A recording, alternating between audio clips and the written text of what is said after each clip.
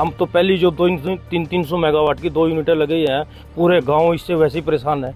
अब तो नई से तो क्या खुशी होगी, नई का नाम सुनने से ही पूरा गांव परेशान है और सब दुखी है। दाल में भी कोला, गेहूं में भी कोला जी, हाँ घास भी, डंगर बेचारे कोले खा रहे जी, हाँ हर जगह कोले कोला है। और इसीलिए लोग ये सोच रहे हैं भी अगर ऐसी नौबत आई, लगने की नौबत आई, तो क्यों ना हम धरना प्रदर्शन करें, अपनी सड़कों पे मरेंगे जब मरना ही पड़ गया। थर्मल प्लांट की बहुत ज्यादा प्रॉब्लम है, मतलब हमें यहाँ पे बीमारी इतनी लगती है, उसी की वजह से तो है ना कि यहाँ और ज्यादा देखो कितनी प्रॉब्लम आएगी। जैसे मेरा बच्चा बाहर जाता है 3-3 बार हैंड वॉश करने पड़ते हैं, वो खाना खाएगा वो अंदर जाएगी उसके शरीर के, तो उसकी वजह से कितनी बीमारियां लगेंगी। 14 अप्रैल को प्रधानमंत्री नरेंद्र मोदी यमुनानगर में Chaudhary Deenbandhu Chhotu Ram thermal power plant की दूसरी यूनिट का शिलान्यास करने जा रहे हैं, जहां हरियाणा के लोगों को यह एक बड़ी सौगात मिलने वाली है। तो वहीं गांव रतनपुरा और कायमपुरा के ग्रामीणों में काफ़ी रोष है। उनका कहना है कि 600 जो मेगावाट की जो थर्मल पावर प्लांट की दो यूनिट है, इससे जो है राखी उठती है, उससे हमें काफ़ी परेशानी हो रही है, सांस संबंधी समस्या हो रही है, जिससे कई ग्रामीणों की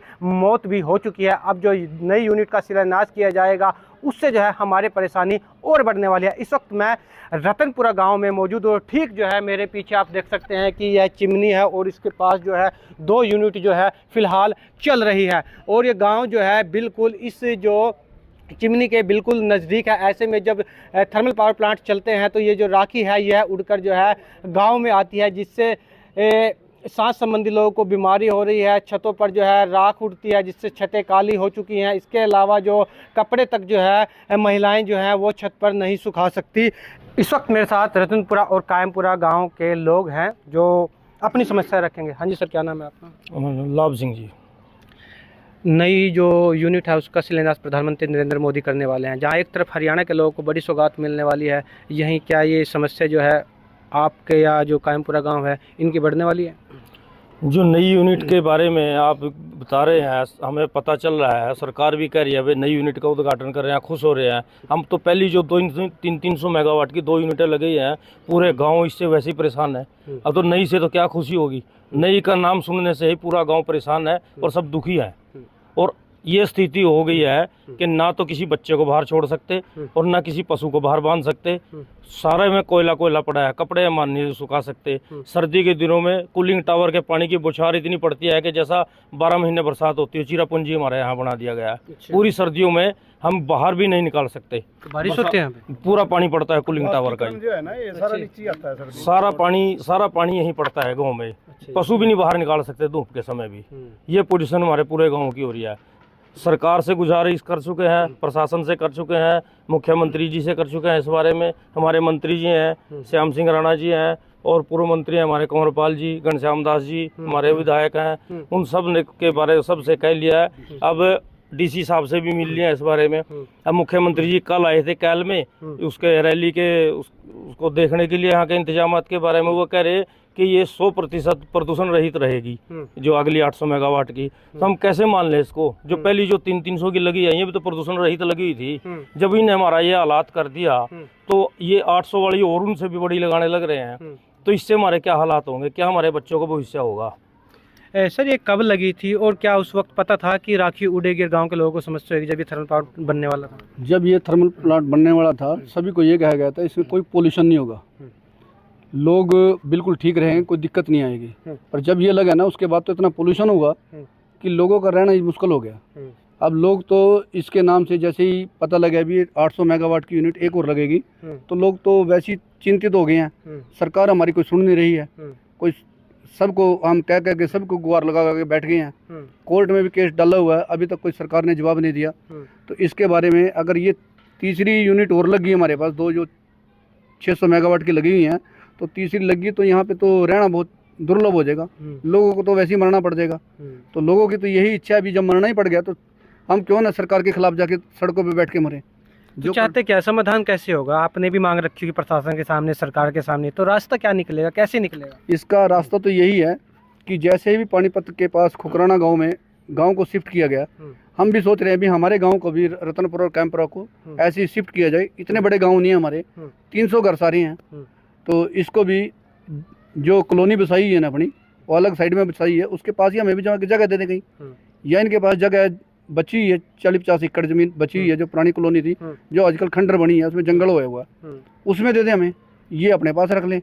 जैसे भी खुकराना की तर्ज पे बोला भी था हमें, डीसी साहब ने हम करेंगे, पर अभी तक कोई बात अमल में नहीं आई। हमारा तो हौसला इतनी बात करने के बाद तब टूट गया जब सीएम साहब ने कहा ये तो पोल्यूशन मुक्त है, इसका तो कुछ होगा ही नहीं। तो हमें तो ये उम्मीद ही नहीं थी भी सीएम साहब ऐसी बात कहेंगे। तो इस कारण ही लोगों में बहुत ज़्यादा रोष है, और इसीलिए लोग ये सोच रहे हैं भी अगर ऐसी नौबत आई, लगने की नौबत आई, तो क्यों ना हम धरना प्रदर्शन करें, अपनी सड़कों पे मरेंगे जब मरना ही पड़ गया। गांव के सरपंच हमारे साथ हैं। सर, 14 तारीख को प्रधानमंत्री नरेंद्र मोदी आ रहे हैं, क्या लगता है कि कोई रास्ता, कोई आश्वासन ठोस मिलेगा जिससे कि हाँ दिलासा भी मिलेगा कि आपको गांव को शिफ्ट किया जाएगा, इस समस्या का समाधान किया जाएगा? कोई विकल्प नज़र आता है? नहीं, देखो जैसे हम विधायक जी से मिले और श्याम सिंह राणा जी से मिले और क्या नाम कंवर पाल गुर्जर से मिले, उन्होंने हमारे को पूरा आश्वासन दिया कि हम आपकी बात को जाना पूरा उठाएंगे। सीएम साहब आ रहे हैं, उनसे हम आपकी बात रखेंगे। तो उन्होंने हमारी बात रखी होगी, लेकिन सीएम साहब ने कोई ठोस मतलब कि वो नहीं कराया कि मतलब जिससे मतलब कि भी हमने को मतलब विश्वास हो कि गाँव उठ सका। क्योंकि उन्होंने ये कहा कि पूरा का पूरा 100% मतलब प्रदूषण मुक्त है। तो जैसे पहले लग गया था ये प्लांट हमारे गाँव में 300 मेगावाट का, अब ये भी क्या नाम प्रदूषण मुक्त था, लेकिन लगने के बाद उसके बाद फिर वो गाँव में यही हाल आते हैं। अब तो जैसे ये शुरू में राखी कम थी, अब जैसे मशीनरी इसकी पुरानी होती जा रही, वो मशीनरी की वजह से अब जैसे खराब हो रहा है वैसे वैसे प्रदूषण ज़्यादा हो रहा है। अब राखी ज़्यादा उड़ रही, गांव के अंदर ज़्यादा राखी है रही। भी हमने तो यही है कि प्रशासन से यही गुहार है कि गांव को जाने यहाँ से शिफ्ट करे जा, और क्या नाम यहाँ लोगों की जान बच जा। यानी हर आदमी यहाँ बीमार है, मौतें बहुत हो रही गाँव के अंदर, और गाँव वालों को बहुत परेशानी है। कुछ और भी लोग हमारे साथ मौजूद हैं। सर, आगे आ जाइएगा।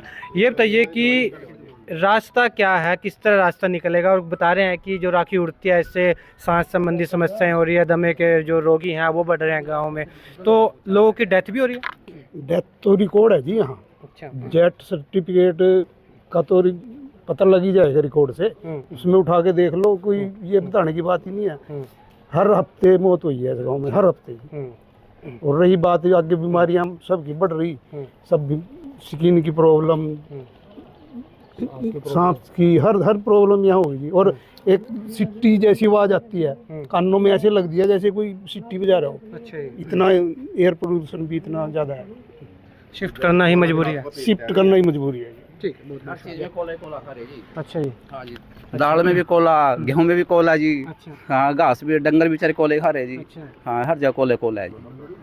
अगर आगे इसी तरह रहा तो समस्या और बढ़ जाएगी। हाँ, बिल्कुल समस्या बढ़ रही जी, बहुत ज़्यादा बढ़ रही है। मैं एक गाड़ी खड़ी मेरे गेट में, मैं आपको अगर वो दिखा दूँ ना तो आप वो दिख जाएगी बिल्कुल, 2 दिन बाद ही बिल्कुल ढक जाएगी, पता ही नहीं लगता इतना पोल्यूशन है, बिल्कुल ब्लैक हो जाएगा जी। हमारे यहाँ तो आप और तो क्या कहें, बात बताते हुए भी हमें हंसी भी आती है और दुख भी आता है। हमारे यहाँ तो गांव में लड़कों के रिश्ते भी करने लोगों ने, रिश्तेदारों ने बंद कर दिए। उनका क्या करेंगे, अपनी लड़की को वहाँ देगा, ये भी घुट के मरेगी। तुम तो मर ही रहे हो। अब तो सर एक ही प्रॉब्लम है भाई, इस पोल्यूशन से बाहर से तो काले हो ही रहे, अब अंदर से भी काले होने शुरू हो गए। और अब सरकार अगर कोई हल नहीं करेगी तो अंदर से जब काला हो जाए ना आदमी, वो फिर गलत हो जा, मरता क्या नहीं करता। इसका कुछ ऐसा हल गाँव वालों को कहीं जगह दो, इनका कुछ इलाज ढूंढो परफेक्ट कोई। तो ये ग्रामीण है कायमपुरा और रतनपुरा गांव के, जिन्होंने सरकार और प्रशासन से मांग की है कि हमारे गांव को जो है वो शिफ्ट किया जाए, क्योंकि जो थर्मल पावर प्लांट है उससे उड़ने वाली राखी से लोग बीमार हो रहे हैं, और जो छतों पर जो है वो राखी गिरती है, इससे कई तरह की परेशानियां भी हो रही है। हालांकि वह कई बार जो है प्रशासन से मांग भी कर चुके हैं, लेकिन अभी तक रास्ता नहीं निकला है। उन्होंने कहा है कि अगर सरकार कोई रास्ता नहीं निकालती तो हम सड़कों पर बैठकर धरना प्रदर्शन करेंगे, और अगर नहीं मानते तो हम मजबूरन गांव को भी छोड़ने को मजबूर हो जाएंगे। अब देखना होगा सरकार और प्रशासन इनकी मांग को कितना पूरा करती है, प्रशासन कोई रास्ता निकालता है या नहीं। पंजाब केसरी के लिए परवेज खान, यमुनानगर। हमसे जुड़े रहने के लिए हमारे YouTube चैनल को सब्सक्राइब करें और नई वीडियो की नोटिफिकेशन के लिए बेल आइकॉन को दबाएं। अगर आप ये वीडियो Facebook पर देख रहे हैं तो लाइक जरूर करें और ज्यादा से ज्यादा शेयर करें। धन्यवाद।